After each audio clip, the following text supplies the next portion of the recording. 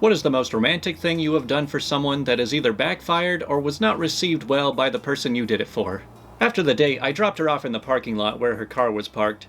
We said goodbye and no kiss. It was our first date.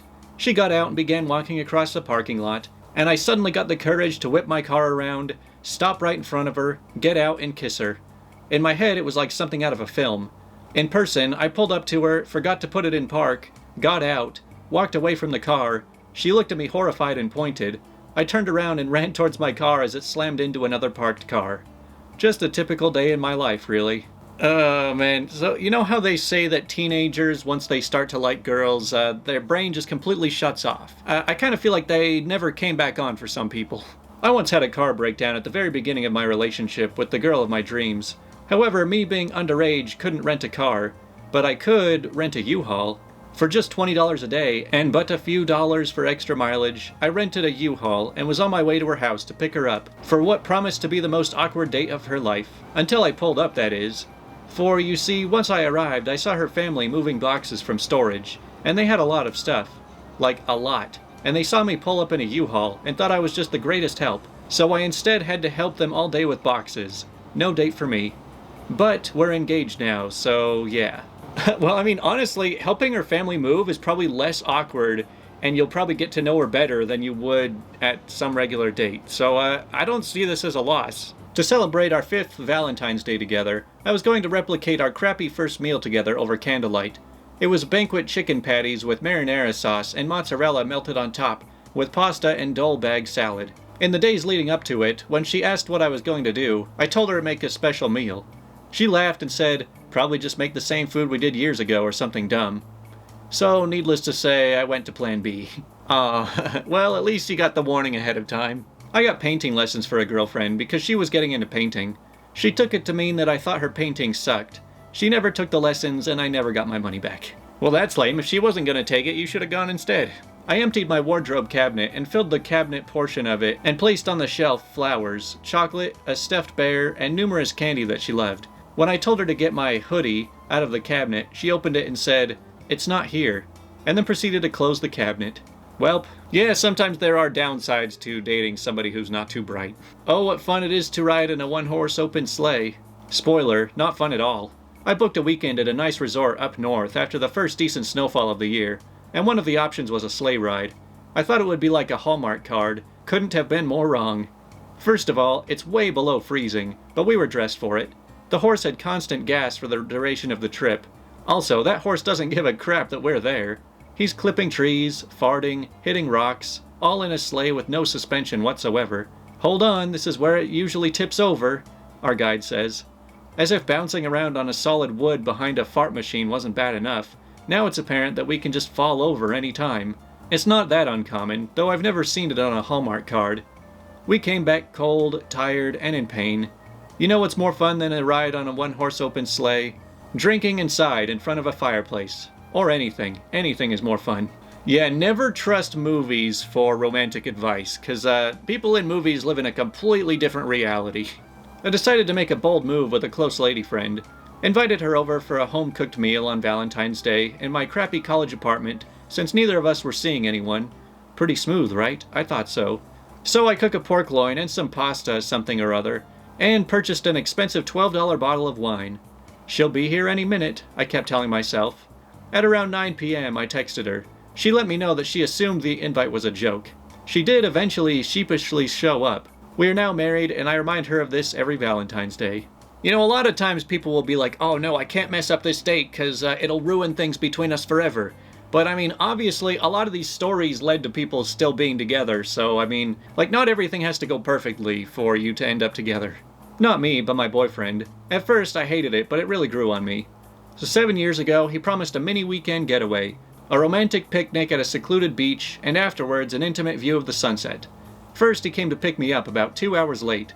Later, I found out that he was busy preparing everything for the picnic. We drove there, but luckily for us, a 4th grade class trip arrived. We quickly tried to find a place somewhere else. When we found a spot, my boyfriend told me to go ahead alone. I look back and see him pulling an enormous cooler, barely budging because of the heavy load. When I go over to him, the cooler tips over and all the ice and contents fall in the sand.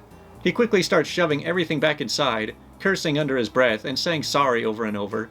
The section of the beach we found was dirty, the water looked like sludge, and there was graffiti all over the rocks behind us.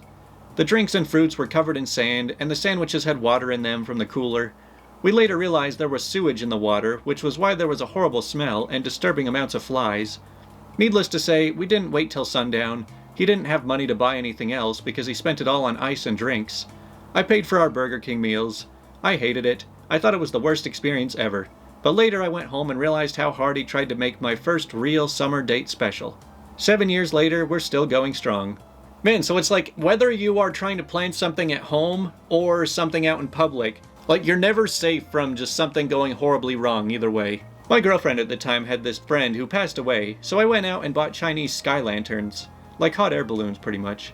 We wrote messages to her friend on them and launched them into the sky from my backyard. Hers careened right into a tree and almost set the whole thing ablaze.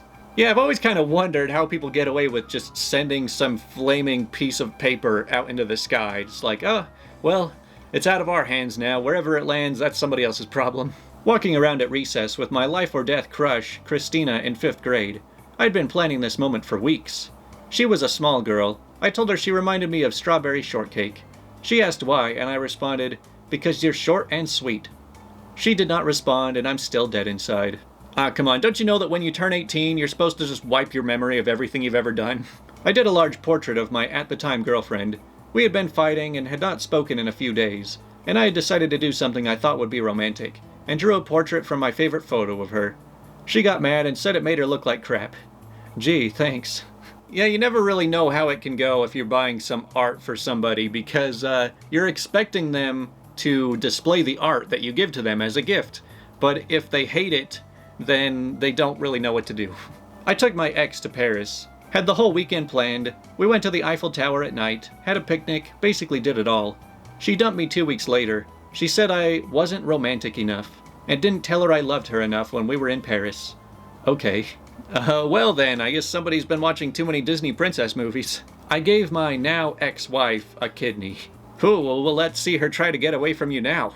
Cooked Valentine's dinner for an ex back in like 2002. Was making some chicken, put it in a pot to cook. Me and the girl hang out while cooking, get a little preoccupied. Afterward, I think, oh crap, the chicken. I run to the chicken naked, go to grab the lid off. Apparently I used my roommate's pressure cooker. I didn't know what a pressure cooker was, but I do now. I forced the lid open and got boiling water all over my stomach, arms, and crotch. Spent Valentine's Day in the ER getting burns treated.